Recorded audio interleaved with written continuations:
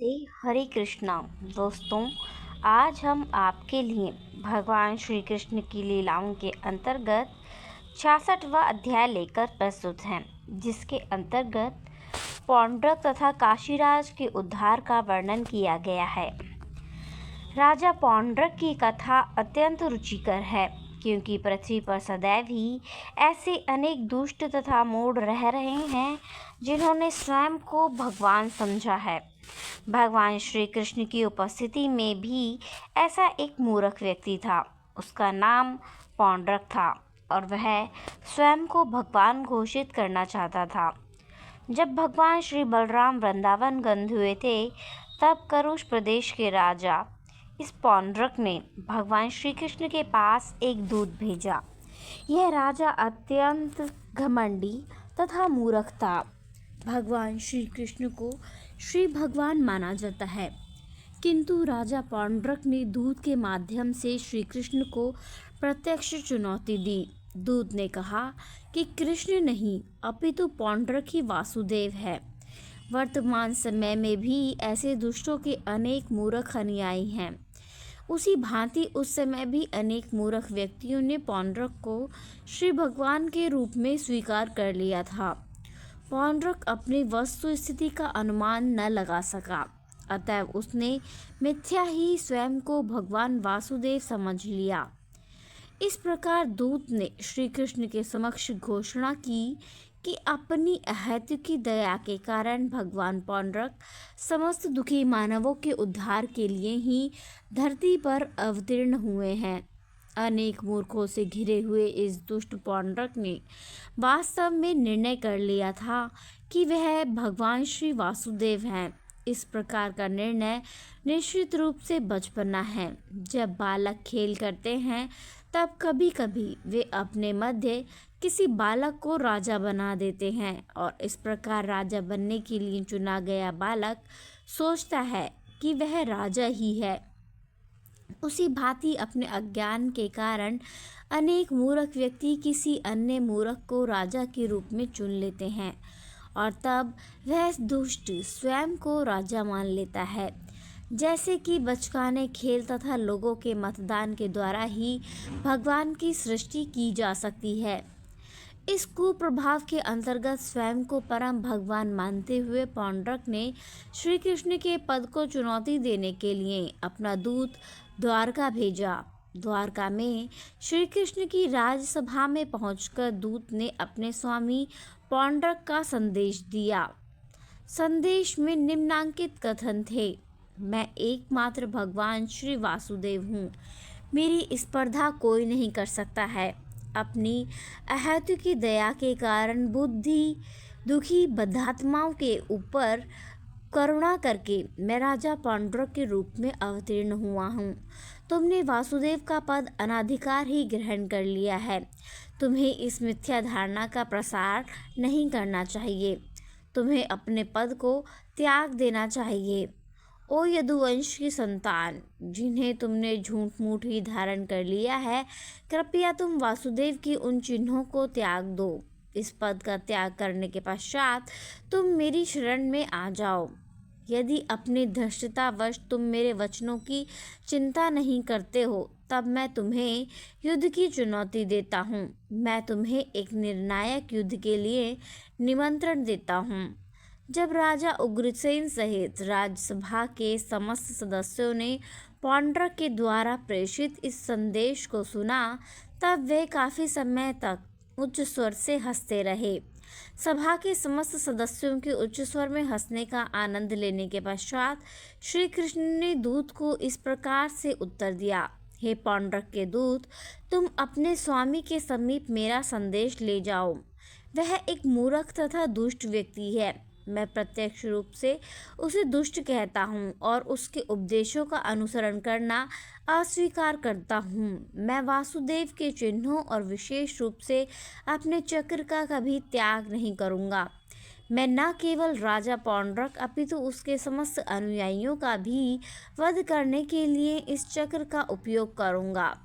मैं इस पौंड्रक तथा उसके सहयोगियों का सर्वनाश कर दूंगा, क्योंकि वे मात्र ठगों तथा ठगे जाने वाले के समाज के अंग हैं। मूर्ख राजा, जब यह कार्यवाही की जाएगी तब तुम्हें अपने अपमान से अपना मुख छुपाना पड़ेगा। जब मेरा चक्र तुम्हें शीश को धड़ से अलग कर देगा, तब इसे गिद्ध, बाज, चील आदि मांस भक्षी पक्षी घेर लेंगे। उस समय अपनी मांग के अनुसार मेरा शरण स्थल बनने के स्थान पर तुम स्वयं नीच जातियों के पक्षियों की दया के भागी होंगे। उस समय तुम्हारे शरीर को कुत्तों के समक्ष डाल दिया जाएगा, जो इसे अत्यंत आनंदपूर्वक खाएंगे। दूत ने भगवान श्री कृष्ण का संदेश अपने स्वामी पौंड्रक को दिया, जिसने धैर्यपूर्वक इन अपशब्दों का श्रवण किया। अधिक प्रतीक्षा न करके इस दुष्ट पौंड्रक को दंड देने के लिए भगवान श्री कृष्ण अपने रथ पर आरूढ़ होकर तत्काल रवाना हो गए। उस समय करुष का राजा अपने मित्र काशीराज के साथ निवास कर रहा था। अतः श्री कृष्ण ने समस्त काशी नगरी को घेर लिया। राजा पौंड्रक एक महान योद्धा था और जैसे ही उसने श्री कृष्ण के आक्रमण के विषय में सुना, वह 2 अक्षौहिणी सैन्य के साथ नगर से बाहर आया। काशीराज, जो राजा पौंड्रक का मित्र था, 3 अक्षौहिणी सेना के साथ बाहर आया। जब भगवान श्री कृष्ण का सामना करने के लिए वे दोनों राजा भगवान के सामने आए, तब श्री कृष्ण ने प्रथम बार पौंड्रक को प्रत्यक्ष रूप से देखा। श्री कृष्ण ने देखा कि पौंड्रक ने स्वयं को शंख, चक्र, गदा तथा पद्म के चिन्हों से विभूषित कर रखा था। वह शार्ंग धनुष लिए था और उसके वक्ष पर श्रीवत्स का चिन्ह था। उसके कंठ में एक नकली कौस्तुभ मणि शोभायमान थी और भगवान श्री वासुदेव का पूर्ण रूप से अनुकरण करते हुए उसने एक पुष्पमाला धारण की हुई थी। उसने रेशमी पीतांबर पहना था और श्री कृष्ण का पूर्णतः अनुकरण करने से उसके रथ के ध्वज पर भी गरुड़ का चिन्ह था। वह अपने सर पर एक अत्यंत मूल्यवान मुकुट धारण किए हुए था और तेगा मछली के समान उसके कुंडल जगमगा रहे थे, किंतु समस्त वस्तुओं पर ध्यान देने पर उसके वस्त्र तथा अलंकार स्पष्ट रूप से अनुकरण मात्र दिखाई देते थे। कोई भी समझ सकता था कि वह झूठा वेश धारण करके मंच पर वसुदेव का अभिनय करने वाले किसी अभिनेता की ही भांति था। जब भगवान श्री कृष्ण ने पौंड्रक को अपनी मुद्रा एवं वेशभूषा का अनुकरण करते देखा, तो वे अपनी हंसी को रोक न सके और इस प्रकार वे अत्यंत संतोषपूर्वक हंसने लगे। राजा पौंड्रक के पक्ष के सैनिक श्री कृष्ण पर अपने शस्त्रास्त्रों की वर्षा करने लगे। विभिन्न प्रकार के त्रिशूल, गदा, लाठियां, भाले, कटार, तलवार एवं बाण सहित समस्त अस्त्र लहर की भांति भागते हुए आते थे और श्री कृष्ण उन सब को काट देते थे। उन्होंने न केवल शस्त्रास्त्रों को अपितु पौंड्रक के सहायकों तथा सैनिकों को भी उसी भांति छिन्न भिन्न कर दिया, जिस प्रकार प्रलय के समय विनाश की अग्नि प्रत्येक वस्तु को जलाकर भस्म कर देती है। श्री कृष्ण ने शस्त्रों के प्रहार से विपक्ष के हाथियों, रथों, घोड़ों एवं पैदल सैनिकों को इधर उधर बिखरा दिया। रणभूमि में चारों ओर पशुओं के शरीर और रथ बिखर गए। युद्ध भूमि में घोड़े, हाथी, मनुष्य, गधे तथा ऊंट गिर पड़े थे। यद्यपि विनष्ट रणक्षेत्र प्रलय के समय शिवजी के तांडव नृत्य के स्थान की भांति दिखाई दे रहा था, तथापि श्री कृष्ण के पक्ष के योद्धा यह देखकर अत्यंत प्रोत्साहित हुए और वह भी शक्तिपूर्वक युद्ध करने लगे। इस समय भगवान श्री कृष्ण ने पौंड्रक से कहा, पौंड्रक, तुमने मुझसे भगवान श्री विष्णु के चिन्हों और विशेष रूप से चक्र को त्यागने की विनती की थी। अब मैं इसे तुमको दूंगा। सावधान, मेरा अनुकरण करते हुए तुम मिथ्या ही स्वयं को वासुदेव घोषित करते हो। अतएव तुमसे बढ़कर मूर्ख और कोई नहीं है। श्री कृष्ण के इस कथन से यह स्पष्ट हो जाता है कि कोई भी दुष्ट जो स्वयं को भगवान कहकर विज्ञापित करता है, मानव समाज का सबसे बड़ा मूर्ख है। श्री कृष्ण ने आगे कहा, पौंड्रक, अब मैं तुमको इस मिथ्या प्रतिनिधित्व का त्याग करने को बाध्य कर दूंगा। तुम चाहते थे कि मैं तुम्हारे शरण में आ जाऊं, अब तुम्हारे लिए यही अवसर है।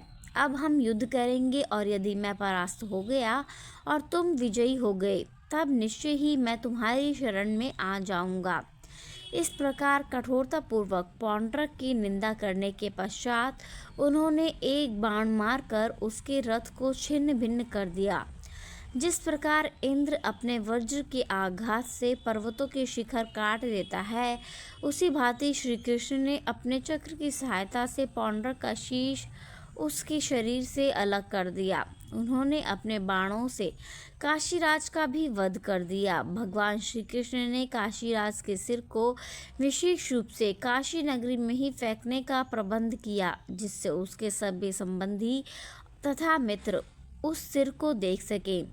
श्री कृष्ण ने उस सिर को उसी भांति काशी नगरी में फेंक दिया जैसे झंझावात एक कमल पत्र को इधर उधर उड़ा ले जाता है। भगवान श्री कृष्ण ने रणक्षेत्र में पौंड्रक तथा उसके मित्र काशीराज का उद्धार किया और उसके पश्चात वे अपनी राजधानी द्वारका लौट आए। जब भगवान श्री कृष्ण नगरी वापस लौटे तब स्वर्गलोक के समस्त सिद्ध उसका यशगान कर रहे थे।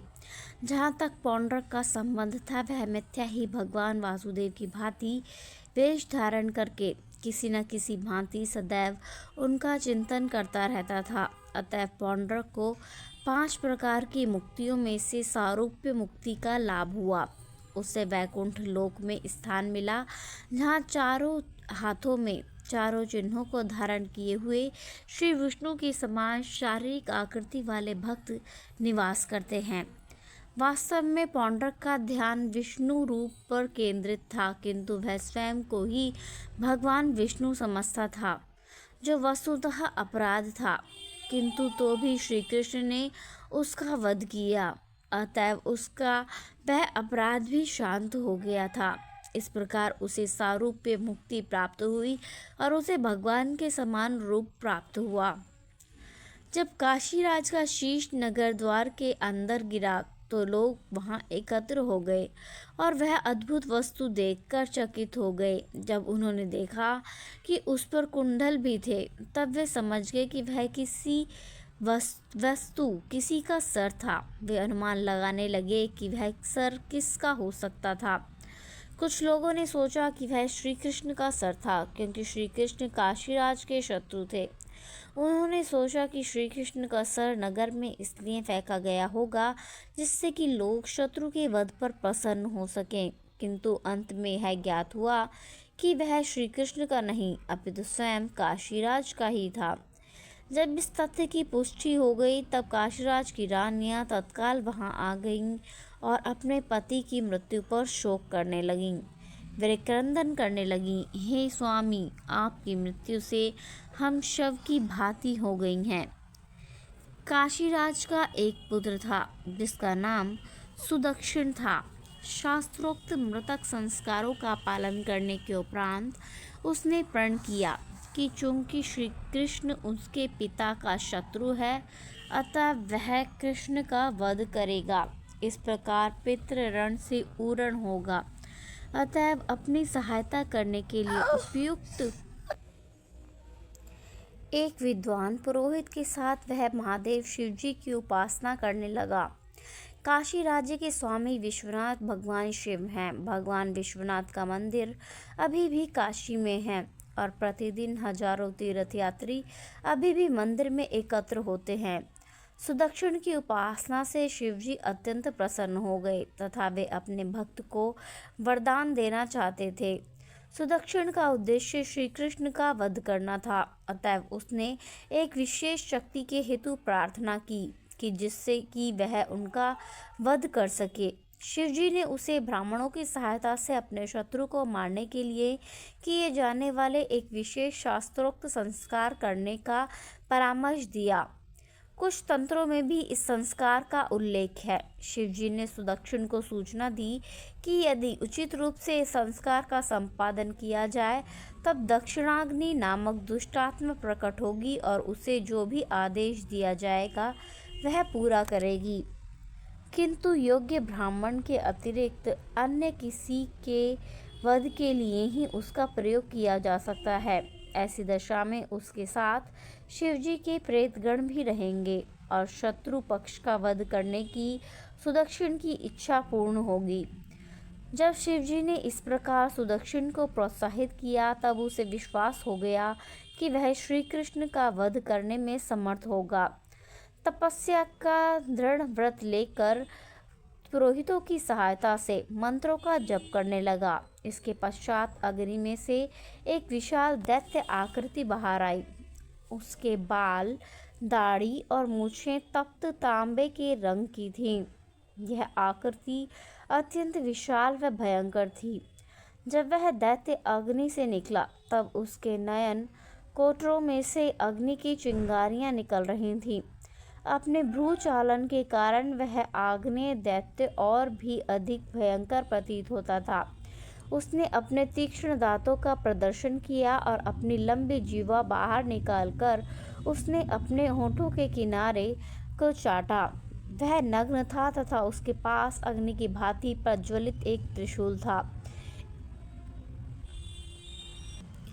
यज्ञ की अग्नि में से प्रकट होने के पश्चात वह अपने हाथ में त्रिशूल को घुमाते हुए खड़ा हो गया। सुदक्षिण द्वारा उत्तेजित किए जाने पर सैकड़ों प्रेत साथियों सहित वह दैत्य राजधानी द्वारका की ओर बढ़ने लगा। ऐसा प्रतीत होता था कि वह समस्त अंतरिक्ष को जलाकर भस्म कर देगा। उसके पद प्रहार से समस्त धरातल प्रकंपित हो उठा। जब उसने द्वारका नगरी में प्रवेश किया तो समस्त निवासी उसी भांति भयभीत हो गए जैसे दावाग्नि के समय पशु भयभीत हो जाते हैं। उस समय श्री कृष्ण राजसभा भवन में चौपड़ खेलने में व्यस्त थे। समस्त द्वारका वासियों ने उनके समीप आकर उन्हें संबोधित किया। हे त्रिभुवन के स्वामी, एक विशाल आग्नेय दैत्य समस्त द्वारका नगरी को जलाने को तत्पर है, कृपया हमारी रक्षा कीजिए। इस प्रकार समस्त द्वारकावासी भगवान श्री कृष्ण के समीप आकर उनसे प्रार्थना करने लगे कि समस्त नगर का विनाश करने के लिए द्वारका में प्रकट हुए उस आग्नेय दैत्य से वे उनकी रक्षा करें। अपने भक्तों की विशेष रूप से रक्षा करने वाले भगवान श्री कृष्ण ने देखा कि उस विशाल आग्नेय दैत्य की उपस्थिति से द्वारका की समस्त जनता अत्यधिक व्यग्र थी। वे तत्काल मुस्कुराने लगे और उन्हें समझाया, चिंता मत करो, मैं तुम्हारी समस्त प्रकार से रक्षा करूंगा। भगवान श्री कृष्ण सर्वव्यापी हैं, वे सबके हृदय में और सृष्टि के रूप में बाहर भी हैं। वे समझ सकते थे कि वह आग्नेय दैत्य शिवजी की करतूत था और उसका नाश करने के लिए उन्होंने सुदर्शन चक्र को उचित कार्यवाही करने का आदेश दिया। करोड़ों सूर्यों की प्रभा के साथ सुदर्शन चक्र प्रकट हुआ। उसका तापमान इतना प्रखर था जैसे कि प्रलय के समय निर्मित अग्नि का होता है। सुदर्शन चक्र अपनी कांति से शिवजी द्वारा निर्मित उस आग्नेय दैत्य को शीतल करने लगा। इस भांति भगवान श्री कृष्ण के सुदर्शन चक्र ने उस आग्नेय दैत्य को रोका और द्वारका नगरी के विनाश के अपने प्रयास में विफल होकर वह वापस लौट गया। द्वारका में आग लगाने में असमर्थ होकर वह काशीराज की राजधानी वाराणसी लौट गया। उसकी वापसी के परिणाम स्वरूप मंत्रों के आदेश में सहायक सभी पुरोहित अपने स्वामी सुदक्षिण सहित उस दैत्य आग्नेय की ज्वालामाल कांति से जलकर भस्म हो गए। तंत्र में निर्देशित मंत्रों की विधि के अनुसार यदि मंत्र शत्रु का वध नहीं कर पाता है तब वह अपने मूल निर्माता का ही वध कर देता है, क्योंकि किसी न किसी का वध करना उसके लिए आवश्यक होता है। सुदक्षिण ने मंत्र का आवाहन किया था और पुरोहितों ने उसकी सहायता की थी, अतः वे सभी जलाकर भस्म कर दिए गए। असुरों की यही रीति है। ईश्वर का वध करने के लिए असुर किसी वस्तु का निर्माण करते हैं और उसी अस्त्र से स्वयं असुरों का ही वध कर दिया जाता है। इस आग्नेय दैत्य के पीछे उसका अनुसरण करते हुए सुदर्शन चक्र ने भी वाराणसी में प्रवेश किया। दीर्घकाल से वाराणसी नगरी अत्यंत ऐश्वर्यपूर्ण तथा महान बनी हुई थी। आज भी वाराणसी नगरी अत्यंत ऐश्वर्यपूर्ण व प्रसिद्ध है। यह भारत के प्रमुख नगरों में से एक है। उस समय वाराणसी में अनेक विशाल महल, सभागृह, बाजार और गोपुर थे। महलों तथा गोपुरों के समीप अनेक भव्य स्मारक थे। प्रत्येक चौराहे पर उपदेशक मंच थे। एक कोषगृह था। अनेक हाथी, घोड़े तथा रथ थे। वहाँ पर अनागार तथा अन्न वितरण के हेतु स्थान भी थे। दीर्घकाल से वाराणसी नगरी इन समस्त भौतिक ऐश्वर्य से परिपूर्ण रही थी, किंतु काशीराज तथा उसके पुत्र के श्री कृष्ण विरोधी होने के कारण विष्णु चक्र सुदर्शन ने इन समस्त प्रमुख स्थानों को जलाकर समस्त नगर का विनाश कर दिया। यह साहसिक कार्य आधुनिक बम विस्फोट से भी अधिक विनाशकारी था। इस प्रकार अपना कर्तव्य समाप्त करके सुदर्शन चक्र अपने स्वामी श्री कृष्ण के समीप द्वारका लौट आया। श्री कृष्ण के चक्रास्त्र सुदर्शन चक्र के द्वारा वाराणसी नगरी के विनाश की यह दिव्य कथा वह शुभ है। जो इस कथा को कहता है अथवा कोई श्रद्धा व ध्यानपूर्वक इस कथा का श्रवण करता है, उसे समस्त पापों के फल से मुक्ति मिल जाती है।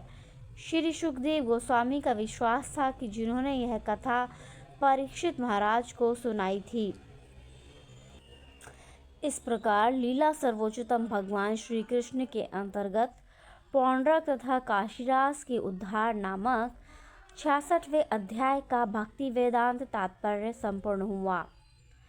राधे राधे, हरे कृष्णा, धन्यवाद।